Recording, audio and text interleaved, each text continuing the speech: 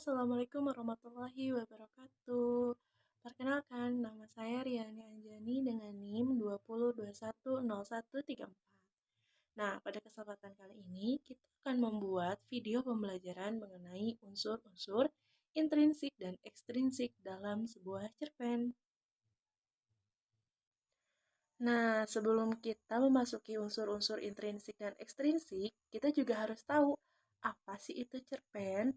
Cerpen merupakan cerita pendek dari salah satu karya sastra berjenis prosa. Nah, cerita pendek ini diselesaikan dalam satu kali duduk atau rentang waktu setengah jam atau sampai 1 jam. Lalu, cerita ini tidak bercabang, jadi hanya ada satu permasalahan. Jadi bisa dikatakan cerita pendek ini merupakan salah satu jenis karya sastra berjenis prosa yang dapat dibaca dalam waktu yang cepat. Lalu, apa sih yang dimaksud dengan unsur intrinsik dan juga unsur ekstrinsik dalam cerpen? Hmm, Kalau unsur intrinsik adalah unsur-unsur pembangun dari dalam cerpen, di mana hal itu yang membuat cerpen menjadi hidup dan membuat pembaca menarik. Kedua, yang dimaksud dengan unsur ekstrinsik dalam cerpen adalah unsur-unsur pembangun dari luar cerpen, di mana hal itu dikembalikan lagi kepada pembaca. Lalu ada apa aja ya dalam unsur intrinsik itu? Nah, terdapat 6 unsur intrinsik yang ada di dalam cerpen. Yang pertama adalah alur. Alur merupakan jalan cerita dari cerpen. Nah, alur ini ditentukan oleh seorang penulis. Terdapat 3 alur. Yang pertama adalah alur maju, yang kedua adalah alur mundur, dan yang ketiga adalah alur campuran.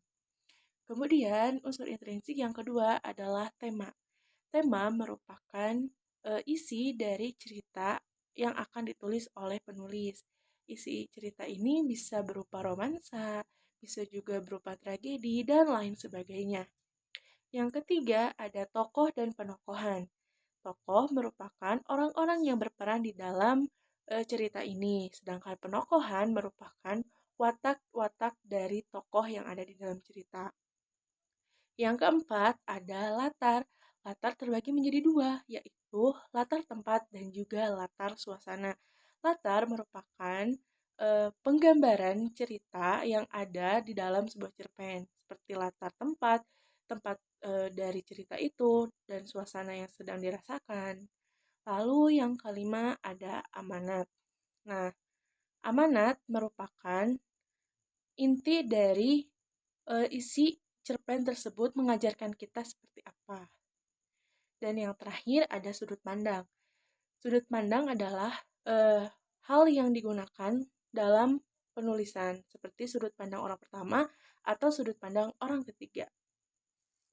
Ada 3 unsur ekstrinsik yang ada di dalam cerpen. Yang pertama adalah latar belakang masyarakat. Latar belakang masyarakat ini penentu nilai dari unsur ekstrinsik yang ada di dalam cerpen. Antara lain ada ideologi, kondisi politik, kondisi sosial, dan juga ekonomi. Yang kedua adalah latar belakang pengarang. Latar belakang pengarang ini merupakan faktor-faktor diri yang ada di dalam pengarang. Hari ini akan mewarnai isi di dalam cerpen. Dan yang terakhir adalah nilai-nilai. Nilai-nilai merupakan nilai yang terkandung di dalam sebuah cerpen. Ada nilai agama, nilai sosial, dan juga nilai budaya. Nah, itu adalah unsur intrinsik dan juga ekstrinsik di dalam cerpen. Kemudian di sini kita juga akan melihat nih beberapa contoh cerpen yang sudah dibuat oleh sastrawan-sastrawan yang ada di Indonesia. Oke, bagaimana? Sampai sini sudah mulai paham kan unsur-unsur intrinsik dan juga unsur-unsur ekstrinsik yang ada di dalam cerpen? Jadi, apalagi?